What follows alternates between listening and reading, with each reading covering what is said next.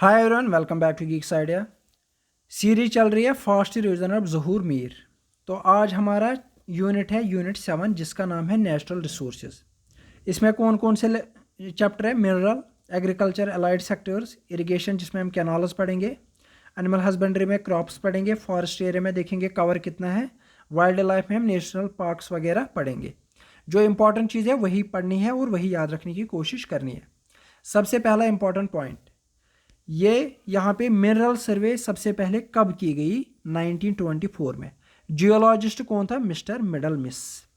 फिर इंटेंसिव एक सर्वे की गई बाय सिस्टमेटिक इन्वेस्टिगेशन, वो की गई थी 1956 में। तो दो चीज़ें याद रखनी है, पहली सर्वे 1924 में बाय मिस्टर मिडलमिस और इंटेंसिव इन्वेस्टिगेशन कब की गई? 1956 में। बस ये दो पॉइंट्स आपको याद रखने हैं। उसके बाद डायरेक्टली मिनरल्स पे जाएंगे, कौन सा मिनरल कहाँ पे निकलता है। सारे मिनरल्स ना याद करने हैं ना प्लेसेस याद करनी है, वो तो बेवकूफ़ी होगी। याद वही चीज़ें रखनी है जो फेमस होंगी, वर्ल्ड वाइड फेमस होगी, या कोई ऐसी चीज़ जो सिर्फ एक जगह से निकलती हो, ऐसी चीज़ें याद करनी होती है। वही पूछी जाती है और वही पूछी भी गई है। कोल के बारे में जानते हैं। कोल के डिपॉजिट्स कहाँ पे निकलते हैं? कोल के डिपॉजिट्स कालाकोट। कालाकोट एक इंपॉर्टेंट जगह है, तो ये पूछा जा सकता है कालाकोट से क्या निकलता है? कोल निकलता है। बाकी जगह है याद रखने की ज़रूरत नहीं है। ये भी बोला जाता है बारामूला, हंदवारा और पुलवामा से भी कोल निकलता है। बस इसमें इतने याद रखने की ज़रूरत नहीं है। बस यहाँ पे क्या याद रखना था हमें? कालाकोट। लिग्नाइट के बारे में इंपॉर्टेंट पॉइंट ये है कि इन्फीरियर क्वालिटी ऑफ कोल माना जाता है। इसके डिपॉजिट्स कहाँ पे है? निछोम, चौकीबल, शालीगंगा, रायथन, टंगमर्ग। याद रखने की ज़रूरत नहीं है, बस इतना याद रखो कि it is the inferior quality of coal. Gypsum very important, क्यों? क्योंकि दो ही जगह हैं जहाँ से निकलता है, आसार एंड बटोत, जो कि रामबन डिस्ट्रिक्ट में पड़ते हैं। इससे भी इंपॉर्टेंट क्या है? बोनियार बोला जाता है, बोनियार डिस्ट्रिक्ट ऑफ बारामूला से भी ये निकलता है।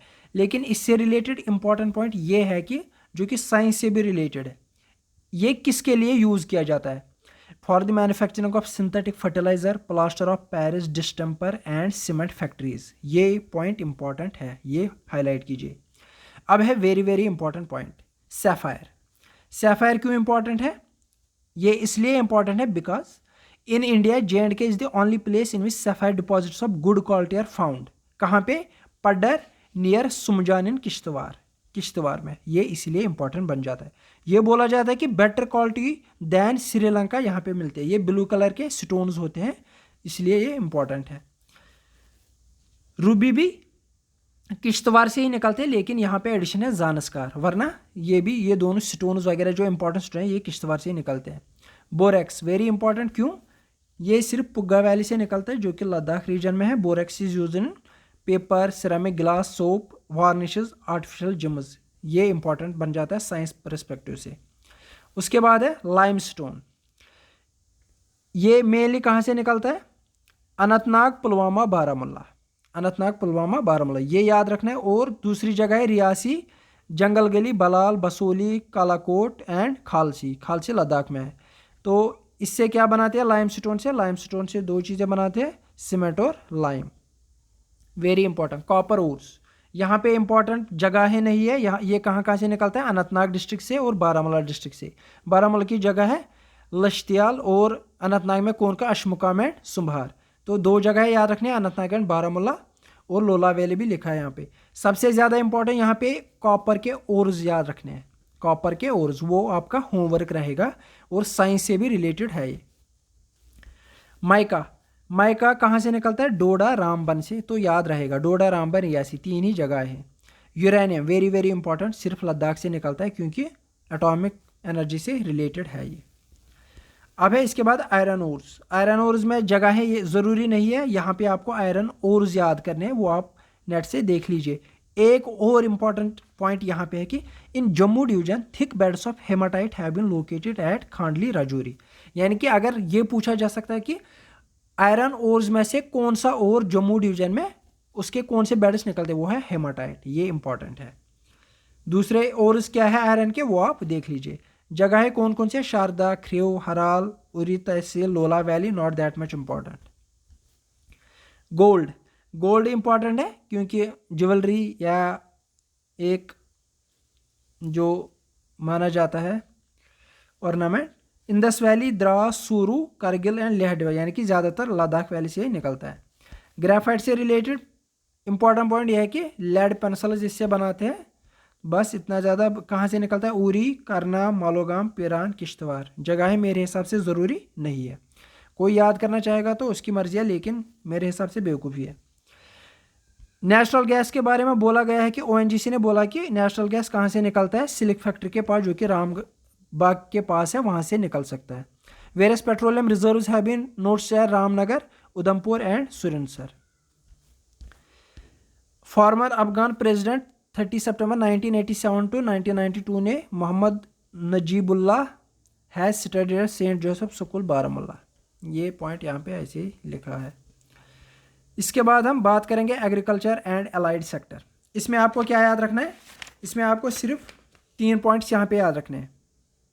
जे&के की इकॉनमी क्या है? एग्रेरियन। एग्रेरियन मतलब एग्रीकल्चर सबसे ज़्यादा कंट्रीब्यूट कर रहा है, इंडस्ट्री यहाँ पे है नहीं, दूसरी चीज़ें यहाँ पे है नहीं। तो 70% ऑफ वर्क फोर्स किस में है? एग्रीकल्चर में ही। और ये कितना कंट्रीब्यूट कर रहा है इकॉनमी को, रेवेन्यू को? 60%। ये 3 पॉइंट्स आपको याद रखने हैं। उसके बाद अलाइड सेक्टर एग्रीकल्चर में इसने क्या दिया? यहाँ पे क्रॉप्स के बात करेंगे, क्रॉप्स की। राइस है स्टेबल फूड यहाँ का, ये खरीफ क्रॉप है। खरीफ क्रॉप क्या है ये आगे भी देखेंगे, और फिलहाल आप इतना याद रखें, एक खरीफ क्रॉप है। वैली ऑफ कश्मीर को राइस बोल बोला जाता है, और यहाँ क्या बासमती माना जाता है? वो कहाँ का है? RS पुरा का बासमती माना जाता है। क्वेश्चन पूछा गया है। कहाँ कहाँ से निकलता है? जम्मू, अनंतनाग। बस यहाँ पे उतना ज़्यादा याद नहीं रखना है, बस इतना याद रखना है राइस कौन सा क्रॉप है? यह है खरीफ क्रॉप। खरीफ क्रॉप वो होता है जो हार्वेस्ट ऑटम में किया जाता है, और जो स्प्रिंग में किया जाता है हार्वेस्ट, उसको राबी क्रॉप बोला जाता है। उसके बाद हम पढ़ेंगे ज़ैद। दूसरा क्रॉप क्या है? ज़ैद क्रॉप्स। ज़ैद क्रॉप्स मतलब जो समर में हार्वेस्ट किए जाते हैं, उगाए जाते हैं। Are raised between April and June. इसमें ज़्यादातर वेजिटेबल्स एंड फ्रूट्स आते हैं, melon, watermelon, cucumber, leafy and other vegetables. ये क्वेश्चन पूछा गया है ज़ैद क्रॉप्स का। वीट क्या है? वीट है राबी क्रॉप। वीट है राबी क्रॉप, जम्मू से निकलता है और दूसरे RS पुरा, सांबा वगैरह से निकलता है। राबी का वीट का टेम्परेचर क्या होना चाहिए? Cool and somewhat moist climate in the beginning and warm and dry weather at harvest time. 50 to 70 centimetre rainfall इसको चाहिए। मेज़ भी क्या है? मेज़ भी है खरीफ क्रॉप। ये क्या है? यह है खरीफ क्रॉप। इसका रेनफॉल कितना होना चाहिए? 75 to 125। ये कहाँ से निकलता है? राजौरी, डोडा, पुंछ। जगह है याद रखने की ज़रूरत नहीं है, ना ये पूछे जाएंगे। तो यहाँ पे टोबैको से रिलेटेड वेरी इंपॉर्टेंट पॉइंट। इसकी किस टाइप की सॉइल चाहिए टोबैको उगाने के लिए? रिच सॉइल कंटेनिंग लाइम, जिसमें लाइम हो। तो खरीफ क्रॉप्स के बारे में, sown in summer between May and July, यानी कि इसके बीज कब बोए जाते हैं? मई जून में, जुलाई में। और हार्वेस्ट कब काटे जाते हैं फसल? सितंबर अक्टूबर, यानी कि ऑटम में। एग्जाम्पल क्या है? राइस, मेज, टोबैको, पल्सेस। टोबैको क्या है? Very important point, kharif crop. ये इंपॉर्टेंट पॉइंट बन जाता है। राबी का मतलब क्या है? Sown at the beginning of winter, यानी कि ऑटम के बाद, बिगनिंग ऑफ विंटर में सोन किया जाता है, जैसे सरसों वगैरह। और हार्वेस्ट कब किया जाता है? समर सीजन में, जैसे वीट, ऑयल सीड्स, ग्राम, पोटैटोज एट्सेट्रा। तो ये है राबी क्रॉप्स। ऑयल सीड्स के बारे में कुछ याद नहीं रखना, बस इतना है, बोला गया है कि 700 एकर्स इन कश्मीर रीजन है ऑयल सीड्स के अंडर। पल्सेस के बारे में क्या है? हॉट एंड ड्राई क्लाइमेट चाहिए इनको, not that much important. Saffron पता ही है, सबसे ज़्यादा पुलवामा डिस्ट्रिक्ट से निकलता है। इसको लोकली क्या बोला जाता है? ज़ैफरन इसको बोला जाता है। पामपुर से सबसे ज़्यादा निकलता है, किश्तवाड़ और भद्रवाह से भी निकलता है, लेकिन सबसे ज़्यादा। और इम्पॉर्टेंट पॉइंट साइंस से रिलेटेड, क्योंकि ये क्वेश्चन पूछे गए हैं JK एसएसबी ने रिसेंटली। साइंटिफिक नेम्स पूछे हैं। साइंटिफिक नेम्स किसके पूछेगा? जो कोई फेमस चीज़ होगी। तो सैफरन एक फेमस चीज़ है, इसका साइंटिफिक नेम क्या है? Crocus sativus. तो इंपॉर्टेंट पॉइंट बन जाता है। नेशनल मिशन ऑफ सैफरन पूछा गया है। शुगर केन कुटवा RS पुरा से निकलता है, बस ये पूछा गया है, not that much important. T के बारे में ज़रूरी नहीं है, कटरा, बसंतगढ़, जम्मू से निकलता है। जावरा बाजरा किसके लिए? जानवरों के चारे के लिए यूज़ किया जाता है, RS पुरा वगैरह से निकलता है। फ्रूट्स तो पता ही है, फ्रूट्स कश्मीर से एप्पल वगैरह निकलते हैं, ये तो पता ही है। सिल्क से रिलेटेड क्या है? भद्रवाह, बसोली, डोडा, इन जगहों से निकलता है, not that much important. Silk factory है जम्मू में भी, श्रीनगर में भी, ये तो आपको पता ही होगा। वूल से रिलेटेड क्या है? वूल से रिलेटेड आपको ये याद रखना है कि पश्मीना वूल जो है, मरीनो पश्मीना वूल, मरीनो पश्मीना वूल वर्ल्ड फेमस है। मरीनो पश्मीना वूल ये आपको याद रखना है, ये फेमस है। फ्लोटिंग गार्डन्स तो पता ही है, कश्तियों में जो सब्जी वगैरह निकलते हैं उन्हीं को ये बोला जाता है फ्लोटिंग गार्डन्स। इसके बाद है हॉर्टिकल्चर। हॉर्टिकल्चर किससे रिलेटेड? फ्रूट से रिलेटेड। इसमें पता है एप्पल, इसमें एक ही पॉइंट याद रखना है, लार्जेस्ट प्रोडक्शन क्या है? एप्पल है, उसके बाद कौन है? वॉलनट है। ये इंपॉर्टेंट पॉइंट है यहाँ पे।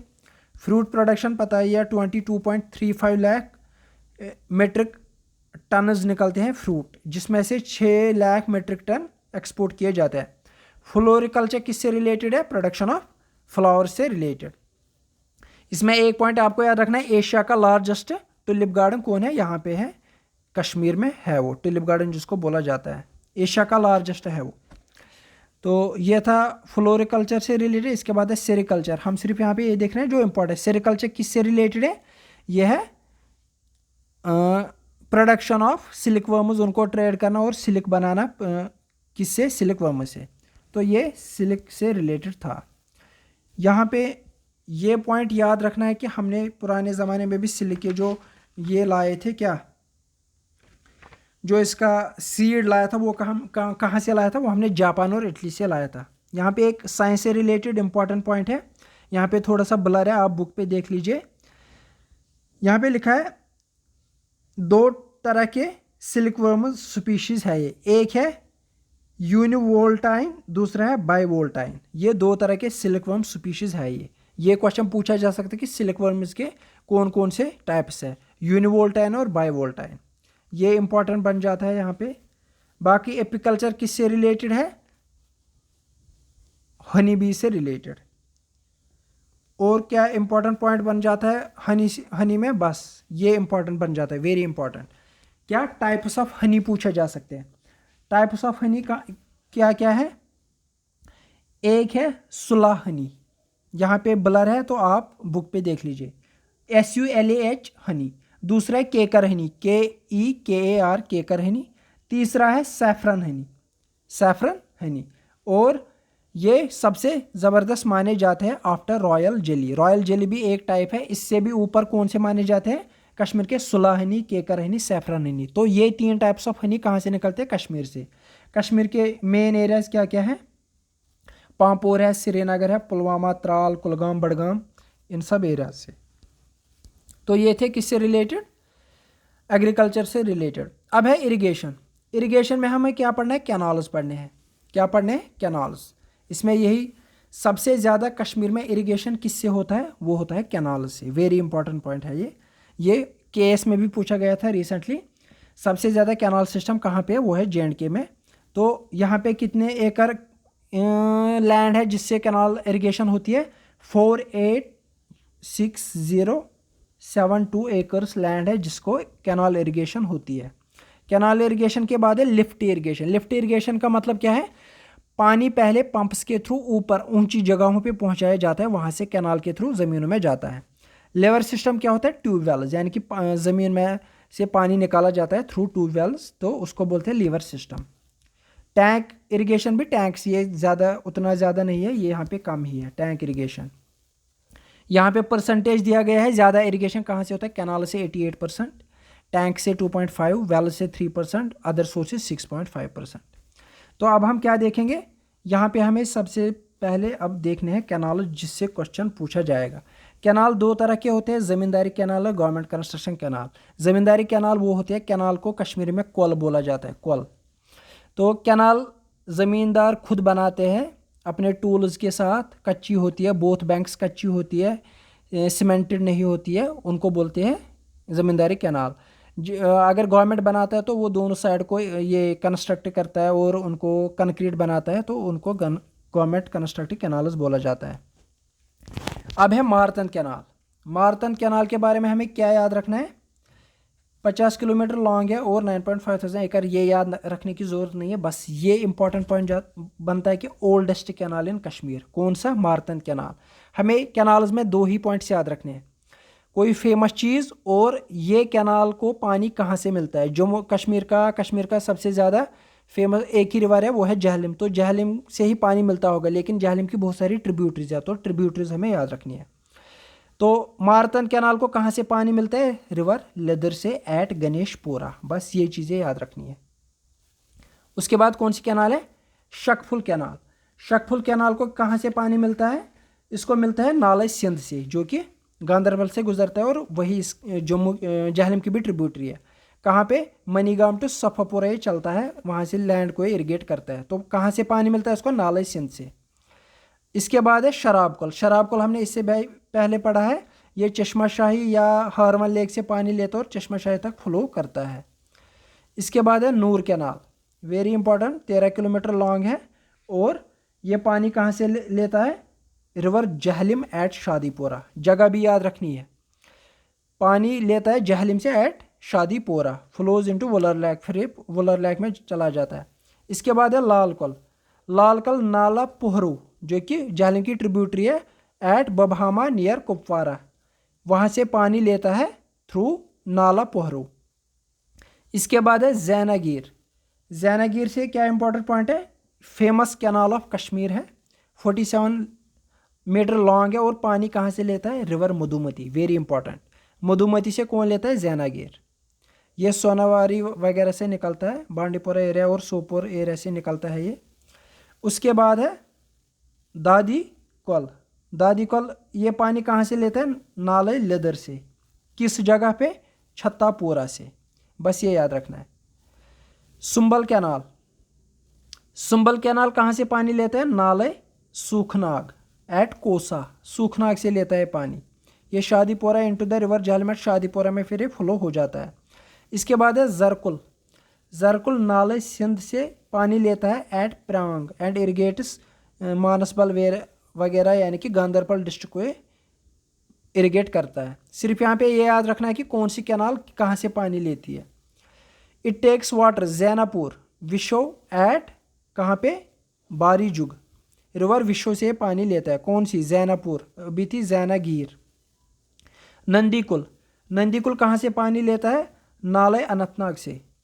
नाला होता है रिवर या छोटी दरिया, लासी एट लासीपोरा। और ये अवंती, ये इंपॉर्टेंट पॉइंट बन जाता है, ऐसे ही पॉइंट्स इंपॉर्टेंट है। And was originally constructed during the rain of Avanti Varman. कौन सा नाला? यह है नाले नंदीकुल, इंपॉर्टेंट पॉइंट बन जाता है। इसके बाद है महिंद कैनाल। महिंद कैनाल कहाँ से पानी लेता है? ये बनाई गई थी 1956 में महिंद कैनाल, और पानी लेते हैं नाले लेदर से। तो यहाँ पे लेदर ज़्यादा रिपीट हो रहा है, तो आप क्या करेंगे? आप लेदर रिवर लिखेंगे और इसके साइड पे सारे कैनाल्स लिखेंगे जिसको ये पानी देता है। इसके बाद है अवंतीपुर कैनाल। अवंतीपुर कैनाल कहाँ से पानी लेता है? नाले लेदर एट दूजान। इसके बाद है कयाल कैनाल। कौन सा कैनाल? कयाल। कयाल कैनाल के बारे में ये पढ़ना है कि नाले रंबी आ रहा एट पट्टीपोरा से रंबी आ रहा है, जो कि जहलम की ट्रिब्यूटरी है, वहाँ से पानी लेता है। इसके बाद है ऋषिपोरा। ऋषिपोरा रिवर विशो से लेता है, विशो रिवर से लेता है। इसके बाद है बाबुल कैनाल। बाबुल कैनाल वेरी इंपॉर्टेंट है, ये नाले फेरोजपुरा एट टंगमर्ग से पानी लेता है, 1956 में बनाया गया था। तो ये थे कैनाल्स। अभी और कुछ कैनाल्स देखेंगे। अब है जम्मू रीजन। जम्मू रीजन में है Rambir canal system. Rambir canal system मतलब left bank of Chenab river पे ये बनाया गया था। रंबीर किससे स्टार्ट होता है? आर से, लेकिन चिनाब की कौन सी बैंक थी? लेफ्ट बैंक, यानी कि चिनाब के लेफ्ट बैंक पे कौन बनाया गया? Rambir canal system. यह आरएसपुरा वगैरह को पानी देता है। It's canal and command area is over 1 lakh एकड़, यानी कि इतने को ये पानी देता है। इसके बाद है प्रताप कैनाल सिस्टम।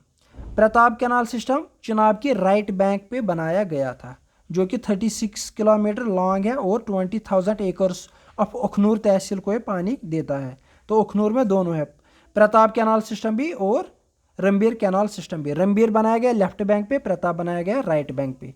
तो ये आपको इंपॉर्टेंट पॉइंट्स बन जाते हैं। रवि तवी इरिगेशन सिस्टम क्या है? रवि और तवी को जोड़ा गया और इरिगेशन सिस्टम बनाया गया। ये एक्चुअल में 2 पार्ट्स में है। ये क्या है 1.5 लाख एकड़ को लैंड देता है। इसमें दो सिस्टम रहते हैं, Ravi canal and Tawi lift irrigation system. Irrigation lift irrigation तो मैंने आपको बताया कि पंप्स के थ्रू पानी हाईएस्ट ऊंचाई जगहों पे पहुंचाया जाता है, फिर वहां से कैनाल्स के थ्रू ज़मीनों में जाता है। सबसे पहले रवि कैनाल पढ़ेंगे। रवि कैनाल किस पे बनाया गया? Right bank of Ravi, very important. किस जगह पे? At Shahpur Kandi barrage, Shahpur Kandi barrage के पास रवि कैनाल बनाया गया। फिर क्या किया गया? इसकी लेंथ है 76 किलोमीटर और फिर इसको जोड़ा गया with Tawi lift irrigation project. कहाँ पे? विजयपुर के पास। तो अब हम देखेंगे तवी लिफ्ट इरिगेशन प्रोजेक्ट क्या है। ये बनाया गया, ये जो लिफ्ट इरिगेशन है ये बनाया गया कहाँ पे? Left bank of Tawi river. अभी हम रवि की बात कर रहे थे, तो तवी रिवर कहाँ पे? बहू फोर्ट के पास, यानी कि वहाँ पे पानी ऊंचाई जगहों पे पहाड़ चढ़ाया जाता है। 31 मीटर ऊंची जगह पे पानी चढ़ाया जाता है थ्रू पंप्स। फिर क्या किया जाता है? Main canal has a length of about 29 kilometre. फिर जब एक कैनाल के साथ जोड़ा जाता है, वो कैनाल कितनी लंबी है? 29 किलोमीटर। एंड वो कहाँ से कहाँ तक है? Jammu to Ramgarh, Jammu to Ramgarh. तो इस तरह इसको बनाया गया है। 15,000 एकड़ ऑफ लैंड को ये इरिगेट करता है। उसके बाद क्या है? उसके बाद लद्दाख के बारे में। लद्दाख में कैनाल उसको क्या बोलते हैं? मयूर। तो यहाँ पे दो ही, यहाँ पे एज पर दिस बुक है चिचोत मयूर। और ये किस पे बनाया गया है? ये बनाया गया left bank of Indus river, क्योंकि लद्दाख का मेन रिवर वही है। जगह कौन सी है? सिटकना जगह है, यही बस इंपॉर्टेंट है। और यहाँ पे क्या है? थिका से मयूर। थिका से मयूर कहाँ पे बनाया गया? Right bank of Indus river. ये लेफ्ट बैंक, ये राइट बैंक। तो ये पॉइंट्स इंपॉर्टेंट बन जाते हैं। इसके बाद हमें क्या देखना है? इसके बाद हमारी आती है एनिमल हस्बेंड्री। एनिमल हस्बेंड्री में उतना ज़्यादा कुछ है नहीं, यहाँ पे बस जो इम्पोर्टेंट पॉइंट्स होंगे वो हम देखेंगे। लाइव स्टॉक में क्या बोला गया है?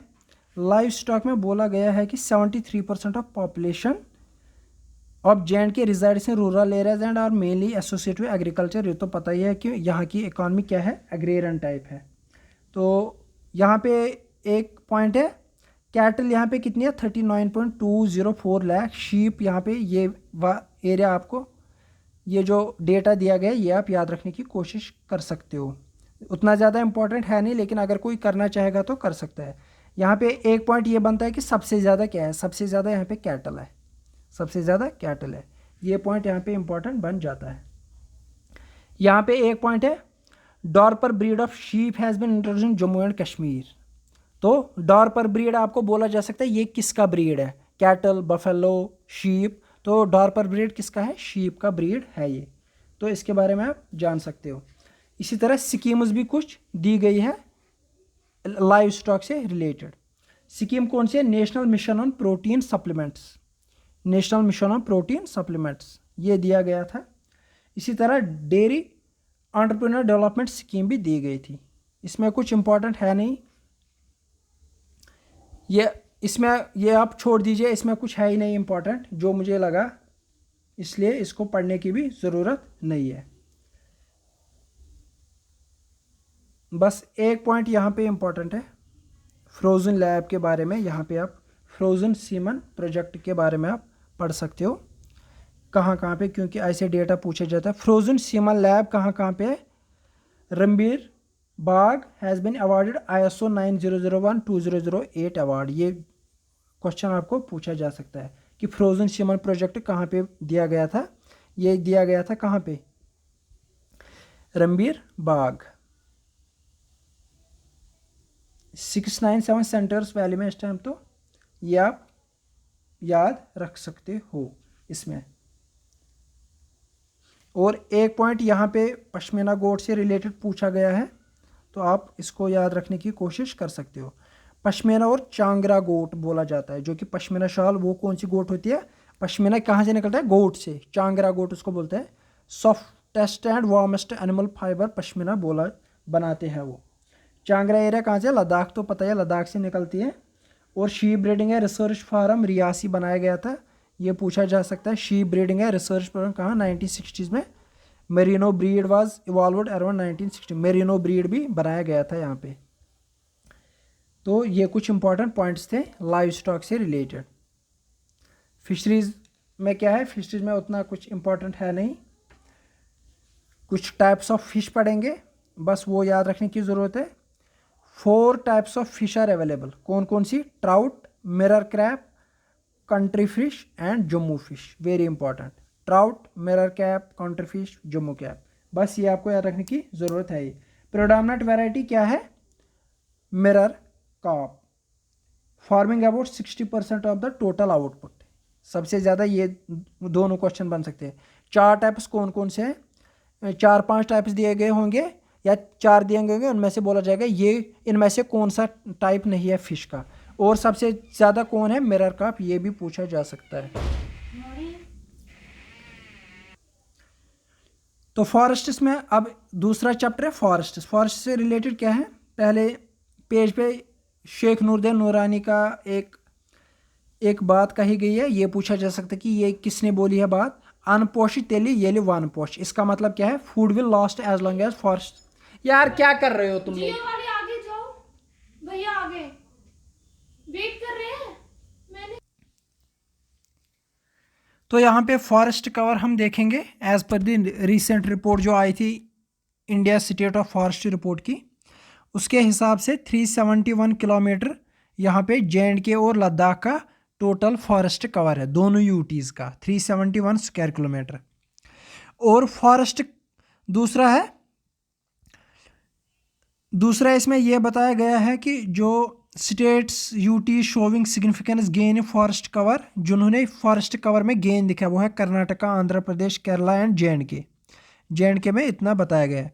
348 टोटल है, 348 है यूटी ऑफ जे&के और 23 है उसमें लद्दाख का। दूसरी चीज़ है forest cover and trees outside the forests, क्योंकि फॉरेस्ट्स के बाहर भी ट्रीज होते हैं, जैसे रोडों पे होते हैं, घरों में होते हैं, तो वो सारा कैलकुलेट करके कितना आता है? 29066 किलोमीटर, जो कि 55% ऑफ टोटल जियोग्राफिकल एरिया है। ये दोनों यूटीज ऑफ जे&के लद्दाख का है 29066। अब बात करते हैं किसकी? Highest growing stock of would per unit area किसने बताया, किसने दिखाया? वो जे&के में है। Highest growing stock of would per unit area जो कि 144.16 क्यूबिक मीटर पर हेक्टर है। इसी तरह प्रोटेक्शन एरिया नेटवर्क में कितना किलोमीटर आते हैं? 1591912 स्क्वायर किलोमीटर, जो कि 15.59% ऑफ टोटल जियोग्राफिकल एरिया, ये दोनों यूटीज़ का मिला के है। ये प्रोटेक्शन एरिया नेटवर्क में क्या क्या आते हैं? नेशनल पार्क्स आते हैं, वाइल्ड लाइफ सेंचुरीज है, कंजर्वेशन एंड वेटलैंड रिजर्व्स है। यहाँ पे कितनी नेशनल पार्क्स है? 5, दोनों में, जे&के, यूटी, लद्दाख में। वाइल्ड लाइफ सेंचुरीज है 14 और 35 है कंजर्वेशन एंड वेटलैंड रिजर्व्स। इसी तरह यहाँ पे फॉरेस्ट टाइप्स कितने हैं? 42, जो कि इंडिया की सबसे ज़्यादा डाइवर्स फॉरेस्ट टाइप्स है यहाँ पे। अर्बन फॉरेस्ट्री के बारे में जानते हैं, साइंस में क्वेश्चन पूछा जा सकता है कि अर्बन फॉरेस्ट्री क्या होती है। अर्बन मतलब शहर। Urban forestry are reduction of environmental pollution, recreation and improving aesthetic values. Urban population को कम करना है, वहाँ की एनवायरमेंटल पॉपुलेशन को पोल्यूशन को कम करना है, रिक्रिएशन इम्प्रूविंग एस्थेटिक वैल्यूज़ को बढ़ाना है। वो किससे होगा? Raising and management of trees on public private own lands in and around urban cities. तो इस तरह से हम अर्बन फॉरेस्ट्री बढ़ा सकते हैं। यहाँ पे फॉरेस्ट्रीज के बारे में लिखा है कि फॉरेस्ट बेस्ड टूरिज्म क्या क्या है। तो फॉरेस्ट बेस्ड इंडस्ट्रीज क्या क्या है? Eco tourism, turpentine, resin, Kashmir willow industry जिसमें हम बैट्स वगैरह बनाते हैं, ज्वेलरी, प्लाईवुड वगैरह, pharmaceutical, leather industry, match, fur industry and charcoal, जो कोयला वगैरह बनाते हैं हम। तो ये थी फॉरेस्ट बेस्ड इंडस्ट्रीज। इसके बाद हम फॉरेस्ट प्रॉब्लम्स क्या है, यानी कि लैंड डिग्रेडेशन वगैरह वो होती है, वो सबको पता है, साइंस में पढ़ा जा सकता है। फॉरेस्ट ट्रीज़ को कैसे बचाया जा सकता है और ज़्यादा से ज़्यादा ट्रीज जब लगाएंगे हम उसको, ये सब यहाँ पे लिखा गया। वाइल्ड लाइफ हम पढ़ेंगे अब। वाइल्ड लाइफ में हमें डायरेक्टली क्या पढ़ना है? वाइल्ड लाइफ में सिर्फ डायरेक्टली यहाँ पे जो नेशनल पार्क्स है, वाइल्ड लाइफ सेंचुरीज है, वो पढ़ेंगे। तो 5 नेशनल पार्क्स है, इसमें से एक लद्दाख की है जिसको बोला जाता है हिमिस नेशनल पार्क। ये सबसे बड़ी नेशनल पार्क है इंडिया में, जिसका एरिया कितना है? 440 स्क्वायर किलोमीटर है। जे&के की नहीं, इंडिया की सबसे बड़ी है हिमिस नेशनल पार्क। अब यूटी ऑफ जे&के अलग है, यूटी ऑफ लद्दाख अलग है। अगर हम नेशनल पार्क में पूछा जाएगा कि सबसे बड़ी कौन है, हम क्या बोलेंगे, किश्तवाड़ नेशनल पार्क, जिसका एरिया कितना है 400 स्क्वायर किलोमीटर। दाशीगाम नेशनल पार्क है, सलीम अली नेशनल पार्क है, इसको forest city forest national park भी बोला जाता है, काजीनाग नेशनल पार्क है। ये आपको याद रखना है कि ये कहाँ कहाँ पे है। किश्तवाड़ नाम से पता चलता है Kishtwar. Salim Ali national park city forest इसको दूसरा नाम है, तो श्रीनगर सिटी याद रहेगा। दाशीगाम श्रीनगर पुलवामा में पड़ती है। और काजी नाग सिर्फ याद रखना है बारामुल्ला में। बाकी यहाँ पे दी गई है वाइल्ड लाइफ सेंचुरीज, इनके बारे में जो इंपॉर्टेंट पॉइंट्स हैं वो हम आगे जाके पढ़ेंगे। किश्तवाड़ के बारे में हमने पढ़ा कि ये किश्तवाड़ में है, अभी हमने ये पढ़ा कि किश्तवाड़ नेशनल पार्क कहाँ पे है। एरिया के हिसाब से एरिया भी हमने इसका अभी देखा, 400 स्क्वायर किलोमीटर एरिया है। अब हम कुछ स्पीशीज़ देखेंगे, सब नेशनल पार्क इसका याद नहीं रखना है, जो कोई इंपॉर्टेंट चीज़ होगी वो हम याद रखेंगे। यहाँ पे क्या क्या पाया जाता है, हांगुल, मस्क डियर, लंगूर, लेपर्ड, हिमालयन ब्राउन बेयर, तो ये सब किश्तवाड़ में पाया जाता है। Hemis national park, largest national park of India, ये मैंने आपको बता दिया। यहाँ पे क्या क्या आपको मिलेगा, यहाँ पे आपको देखने को मिलेगा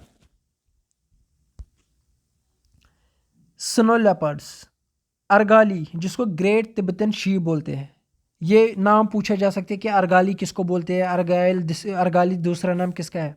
बराल जिसको ब्लू शीप बोला जाता है, शापू लद्दाख में मिलता है, यूराल लद्दाखी यूराल है ये लाइव स्टॉक, ऐसे नाम पूछे जाएंगे। शापू क्या है, लद्दाखी यूराल। तो Tibetan wolf, Eurasian brown bear and red fox are also present in Hemis national park. तो ये पॉइंट्स आपको याद रखने हैं। दाशीगाम नेशनल पार्क के बारे में, दाशी मतलब 10, इस दाह कश्मीर में 10 को बोलते हैं दाह, तो 10 विलेजेस ऐसे नाम पड़ा है।